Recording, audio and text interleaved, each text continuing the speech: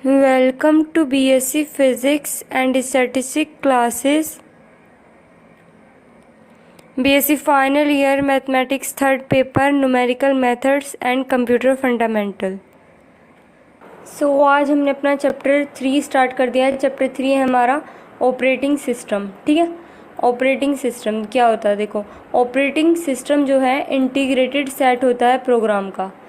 ठीक है, अगर इंटीग्रेटेड सेट आ रहा है प्रोग्राम का तो उसमें आप लगाएंगे ऑपरेटिंग सिस्टम, और अगर लिस्ट ऑफ जो है इंस्ट्रक्शन आ रहा है तो प्रोग्राम। ठीक है, जो कि कंट्रोल करता है resources of computer system and provide कराता है यूज़र को की इंटरफेस और वर्चुअल मशीन। ठीक है, that is easier to use than bare machine. ठीक है, according to definition the two primary objectives of operating system are क्या? Make a computer system easier to use, manage the resource of computer system. देखो, operating system क्या होता है आपको जैसे कि पता होगा, फ़ोन में भी कुछ ना कुछ जो है आपका ऑपरेट जो कराता है एक तरीके से, वो होता है ऑपरेटिंग सिस्टम। ठीक है, ऑपरेटिंग सिस्टम यानी कि जिसकी वजह से हमें वो जो है कंप्यूटर सिस्टम हम ईज़िली उसे यूज़ कर दे सकें, यानी एक तरीके से हमारे हिसाब से वो उसको सेट करता है पूरा ऑपरेटिंग सिस्टम।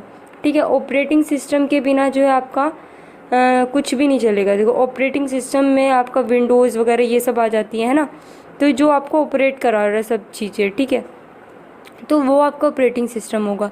अब देखो, जैसे कि थोड़ा सा डायग्राम देख लेते हैं। कंप्यूटर सॉफ्टवेयर, हार्डवेयर, फिर ऑपरेटिंग सिस्टम उसको कंट्रोल करता है, और सॉफ्टवेयर एप्लीकेशन उसकी वजह से चल पाते हैं, फिर उसे यूज़र यूज़ कर पाता है। ठीक है, देखो पहले कंप्यूटर सॉफ्टवेयर जो है, कंप्यूटर यहाँ पे हार्डवेयर है, कंप्यूटर हार्डवेयर है जो इम्पोर्टेंट है, फिर उसमें सिस्टम ज़रूरी होता है, फिर ऑपरेटिंग सिस्टम से ही सॉफ्टवेयर और एप्लीकेशन चल पाते हैं जिसको यूज़र यूज़ कर पाता है। ठीक है, क्लियर हुआ? अब देखो, मोस्ट यूज़फुल ऑपरेटिंग सिस्टम है आपकी विंडोज़ एक्सपी। तो जितनी भी आपकी सारी वैसे विंडोज़ होती हैं वो ऑपरेटिंग सिस्टम ही है, जिसकी वजह से हम कंप्यूटर को चला पाते हैं। ठीक है, ऑपरेट कराता है ये। वेरियस कंपोनेंट देख लेते हैं ऑपरेटिंग सिस्टम के, तो जैसे कि प्रिंटर हो गया, monitor, keyboard, mouse, application, disk drive, joystick, ये सारे कनेक्ट भी ऑपरेटिंग सिस्टम की वजह से होते हैं। ठीक है, टाइप देख लेते हैं ऑपरेटिंग सिस्टम के, तो 2 टाइप का होता है ये, सिंगल यूज़र ऑपरेटिंग सिस्टम और multi user operating system. Single user operating system में क्या है कि single user operating system allow करता है ओनली 1 यूज़र रन करा सकता है प्रोग्राम एक ही बार में। ठीक है, मोस्ट पॉपुलर एग्जांपल इसका MS DOS। ठीक है, मल्टी यूज़र में क्या है कि मल्टी यूज़र ऑपरेटिंग सिस्टम की 2 और मोर देन 2 यूज़र जो है रन करा सकते हैं प्रोग्राम सेम टाइम पे। ठीक है, और कुछ ऑपरेटिंग सिस्टम जो है परमिट करते हैं 100 और इवन 1000 कंकरेंट यूज़र, इतने भी जने चला सकते हैं। मतलब कि जैसे कि इसके एग्जांपल हो गए यूनिक्स, लिनक्स, विन, NT और ME 2300 ETC और widely use multi user operating system है। ठीक है, अगला देखो, सिंगल यूज़र ऑपरेटिंग सिस्टम जो है, जिसमें कि अभी आपको बताया था MS DOS। MS DOS क्या होता है? Microsoft disk operating system. ठीक है, MS DOS स्टैंड करता है माइक्रोसॉफ्ट डिस्क ऑपरेटिंग सिस्टम के लिए। जो कमांड है सिंपल टर्म्स में is the name of program जो कि हम चाहते हैं कंप्यूटर के थ्रू कैरी करना। ठीक है, डिफरेंट टाइप की इसमें कमांड्स यूज़ होती हैं हमारी, जैसे खुद की ओवन प्रोग्राम के लिए, कमर्शियल सिस्टम प्रोग्राम के लिए डोज ओवन प्रोग्राम और डोज बैच प्रोग्राम। ठीक है, वी की in the name of command after dose prompt and press the computer enter return की। हम जो है क्या करते हैं, कीज़ का यूज़ करते हैं इसमें। ठीक है, पहले हम उसका नाम लिखेंगे जो भी हमें कमांड चाहिए। ठीक है, डोज प्रॉम्प्ट लगाएंगे, फिर प्रेस करेंगे एंटर या रिटर्न की। ऑल डोज कमांड जो है आर एक्सेप्टेड नाइदर एदर या तो अपर या फिर लोअर केस में लिखी जाती हैं। ठीक है, DOS treat them as same. ठीक है, डोज एज इंटरनल और एक्सटर्नल कमांड दोनों होंगी। ठीक है, जो डोज प्रॉम्प्ट होता है वो इस तरीके से शो होता है। देखो, ये इस तरीके से लिखते हैं हम डोज में। C जो है आपका ये ड्राइव के लिए, और यहाँ पे जो है यहाँ पे स्लैश लगा हुआ होता है। ठीक है, यहाँ एरो ग्रेटर देन यानी कि ग्रेटर देन साइन, तो इस तरीके से आपकी डोज प्रॉम्प्ट लिखा जाता है। ठीक है, जो फर्स्ट कैरेक्टर है वो हमें बताता है कि डिस्क ड्राइव जो सी भी हमारी करंटली चल रही है, कौन सी मतलब ड्राइव में वो है, ठीक है। रेफर करता है normally to hard disk drive as drive C, ठीक है। अगला जो है ड्राइव लेटर जो है फॉलो करता है बाय अ स्लैश और ग्रेटर देन का साइन। समटाइम प्रॉम्प्ट लुक इस तरीके से भी दिखाई देती है, ठीक है, जिस तरीके से अबव दिखाई गया है। इफ़ यू आर वर्किंग कर रहे हैं फ्लॉपी ड्राइव में तो इसको ए से डिनोट करेंगे, अगर CD ड्राइव में तो C से, ठीक है। और फिर स्लैश और ग्रेटर देन का साइन। नोट पॉइंट क्या है, DOS is looked into RAM from disk, ठीक है, देखी जाती है रैम में डिस्क के थ्रू। एलिमेंट्री डोज कमांड या फिर रेजिडेंट इंटरनल कमांड भी बोल देते हैं इन सबको। तो ये कौन सी थी, देखो अगर डेट कमांड आपको लिखना है तो किस तरीके से लिखेंगे, C./ ग्रेटर देन का साइन डेट और फिर एंटर, ठीक है। ये सारी आपकी कमांड्स होती हैं, ठीक है। टाइम कमांड लिखना अगर आपको तो C./ ग्रेटर देन टाइम फिर एंटर, ठीक है। The time command display the current time, ठीक है। जो टाइम कमांड है वो जो करंटली टाइम चल रहा है वही दिखाएगी। dir जो है डायरेक्टरी के लिए हम यूज़ करते हैं, इसको इस तरीके से लिखते हैं C./ ग्रेटर देन डायरेक्टरी का साइन और एंटर, ठीक है। एग्जाम्पल में अगर डायरेक्टरी ए इस तरीके से, जो कि हमें बताता है computer to list all file from disk drive A से, ठीक है। CLS आपका क्लियर स्क्रीन करने के लिए यूज़ होता है CLS, तो इसको हम इस तरीके से लिखते हैं C./ ग्रेटर देन, तो यहाँ पे CLR लिखा जाता है, क्लियर स्क्रीन, ठीक है। वॉल्यूम के लिए सिंपल है, बस वॉल्यूम के लिए वॉल यूज़ कर लेते हैं।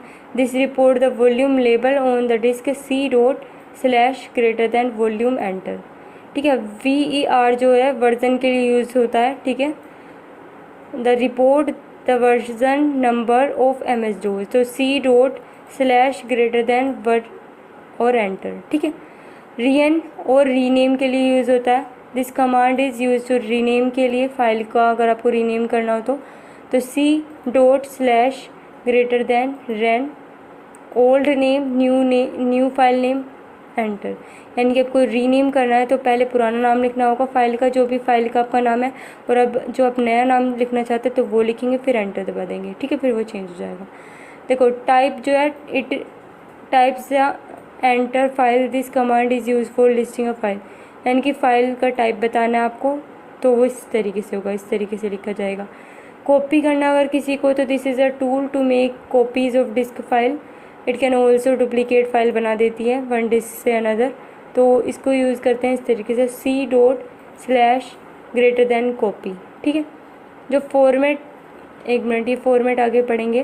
देखो डेल और डिलीट के लिए यूज़ होता है, this is one command but with 2 different name, del जो है और डिलीट, या फिर इरा फॉर इरेज के लिए भी यूज़ करते हैं। तो इस तरीके से हम इसको लिखते हैं C./ greater than del enter, ठीक है। B./ greater than erase command, ठीक है, समझ गए। अब देखो एक्सटर्नल कमांड में क्या आएंगे, ये एक तरीके से आपकी सारी इंटरनल कमांड थी, ये एक्सटर्नल हो गई।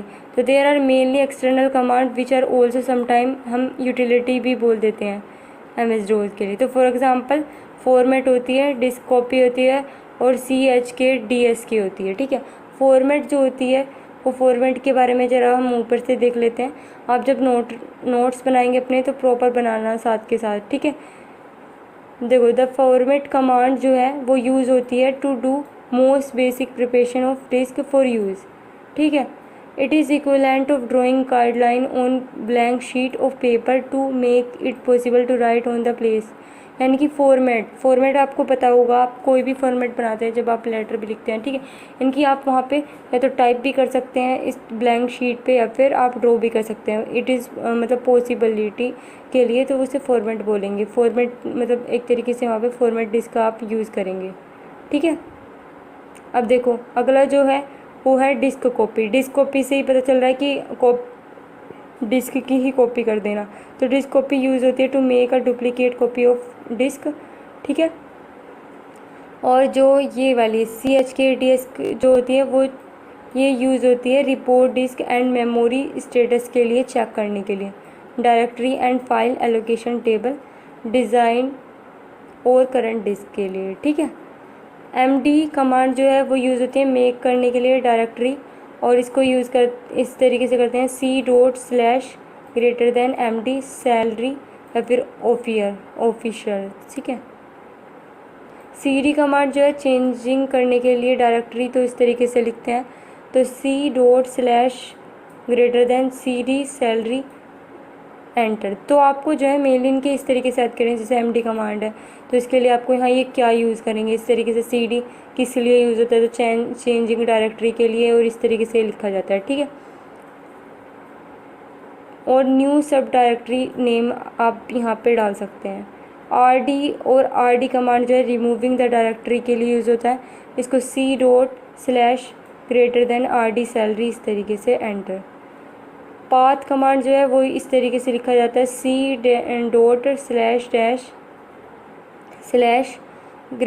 पाथ एंटर, ठीक है। जो पाथ कमांड होता है वो आपका यूज़ होता है टेल, जो कि बताता है कि directory it should be search to find required program, यानी कि आप कोई भी अगर डायरेक्टरी मतलब यूज़ करना है डोज में, तो पाथ जो है आपको उसी इस पे आप जो सर्च कर रहे हैं आपको बिल्कुल उसी पे पहुंचाएगा, ठीक है। अब देखो ऑपरेटिंग सिस्टम जो है इंटरफेस होता है बिटवीन हार्डवेयर एंड यूज़र के बीच में, ठीक है। इसको हम ऑपरेटिंग सिस्टम कहते हैं। फॉर एग्जांपल में आपके MS-DOS हो गया, विंडोज़ 98 हो गया, विंडोज़ NT हो गया, विंडोज़ यूनिक्स लिनक्स ये सब हो गया, ठीक है। Thus an interactive operating system allow करेगा क्या यूज़र को to interact directly with a computer from a terminal, ठीक है। अब देखो ये जो है हमारे जो है मतलब कि पहले मैंने आपको जो है नॉर्मली शॉर्ट तरीके से लिखवाना चाहा, लेकिन कुछ चीज़ पे कॉन्सेप्ट रह गए थे, तो इस तरीके से ये मैंने नोट कर रखे हैं। तो आप जब नोट्स बनाएंगे तो इनको साथ साथ लिखेंगे, जिस तरीके से मैं समझाती हुई जा रही हूँ इस तरीके से, ठीक है। अब देखो फंक्शन ऑफ ऑपरेटिंग सिस्टम क्या है। ऑपरेटिंग सिस्टम के फंक्शन की स्टार्ट करना, कंप्यूटर को मैनेज करना, फाइल को, रनिंग यूटिलिटी प्रोग्राम या रनिंग एप्लीकेशन प्रोग्राम, ठीक है, प्रोवाइडिंग सर्विसेज, बैच प्रोसेस, ये सब, ठीक है। और जब कंप्यूटर इस टर्न ऑन होता है इट ऑटोमेटिकली जो है begin to execute boot program, ठीक है। फर्स्ट रन करता है डायग्नोमेटिक प्रोग्राम चेक करने के लिए स्टेटस रैम का, and each of the attached system devices, जो बूट प्रोग्राम है देन रीड करता है ऑपरेटिंग सिस्टम को और एग्जीक्यूट कराता है प्रोग्राम को डिस्क के लिए। The control of computer system is now turn over to the operating system, यानी कि आपका पूरा का पूरा डिपेंड करता है ऑपरेटिंग सिस्टम पे डिपेंड करता है, ओके। अब देखो इवोल्यूशन ऑफ ऑपरेटिंग सिस्टम, जो फर्स्ट जनरेशन थी, the first operating system is जो है आपका उसमें आया था सेकंड जनरेशन में। फर्स्ट जनरेशन में आपका ऑपरेटिंग सिस्टम नहीं था, तो ये आपका ऑप्शनल के लिए ये याद रखना है, ठीक है। सेकंड जनरेशन में जो आपके पंच कार्ड यूज़ हुए थे और फोर्टन और असेंबलर यूज़ हुआ था, batch system, program read in the form tape 2 application इसमें आई थी आपकी जो है साइंटिफिक और डाटा प्रोसेसिंग, ठीक है। थर्ड जनरेशन में क्या हुआ था, फर्स्ट ऑपरेटिंग सिस्टम आया था आपका, ओके। तो जो है the user submit a job to a computer operator, इसमें जो है सबमिट कर सकते थे जॉब। थर्ड जो है जो कंप्यूटर ऑपरेटर है place a batch of several job on an input device पे, जो आपको मतलब काफ़ी सारी जॉब्स ऑफर करता था, ठीक है, इसलिए। और वर्चुअल मेमोरी इसमें आई थी। तो जो मेन फीचर था थर्ड जनरेशन का था वो था operating system voice technique is called spooling बोलते थे, क्योंकि ये यूज़ की जा रही थी अब, ठीक है। फोर्थ जनरेशन में with the development of large scale integrated circuit जो है चिप्स ऑपरेटिंग सिस्टम जो है पर्सनल कंप्यूटर में डाल दी गई, and work station 2 operating system जो है आपके donated the personal computer scene. MS-DOS जो है रिटर्न हुई थी बाय माइक्रोसॉफ्ट कार, और यूनिक्स जो है रिटर्न हुई थी बाय मोटोरोला। तो आपको इसमें जो है सिर्फ इनके ये ऑप्शनल्स में ये याद रखना है कि किसने ये आपका एक तरीके से रिटर्न किया था, ठीक है। फिफ्थ जनरेशन में क्या है, विद पर्सनल कंप्यूटर आ गए थे भाई, work station designing the smaller size computer हो रहे थे, इज़ अ की focus area of the this generation. इसमें हम ये कह सकते हैं कि फिफ्थ जनरेशन मेनली हम किस पे फोकस करा रहे थे, उसके एरिया पे, क्योंकि कम से कम छोटे से छोटा साइज़ यहाँ पे बनने शुरू हो गया था, ठीक है। द मेन रीज़न था इवॉल्विंग ऑपरेटिंग सिस्टम और hardware up data, active flexibility, new services, fault fixing, ठीक है। यूज़र फ्रेंडली था और लेस टाइम कंज्यूमिंग था और कंट्रोल भी था। This are following operating system जो कि इवॉल्व किए जाते हैं उसमें, तो वो है simple batch system, multi programme batch system, time sharing system, personal computer, parallel system, distributed system, ठीक है। अब देखो सिंपल बैच सिस्टम और बैच सिस्टम किसे कहते हैं। जो कंसेप्ट होता है बैच ऑपरेटिंग सिस्टम का वो था डेवलप्ड करना job with similar need were batched together and were run through the computer as a group, यानी कि जॉब्स डेवलप करना सिमिलर ज़रूरत के लिए और इस तरीके से ग्रुप बनाया जाता था, ठीक है, जो कंप्यूटर के थ्रू जो है फिर उसका प्रोसेस किया जाता था, यानी कि बैच, इसीलिए इसे बैच सिस्टम कहते हैं। मतलब तभी आपका कंप्यूटर जो है पूरा का पूरा डिसाइड किया जाता था कि किस तरीके का साइज़ आपका बनना है वो बैच के थ्रू, यानी कि batch operating system accept job and places, ठीक है, यानी कि बैच ऑपरेटिंग सिस्टम करता था, ठीक है।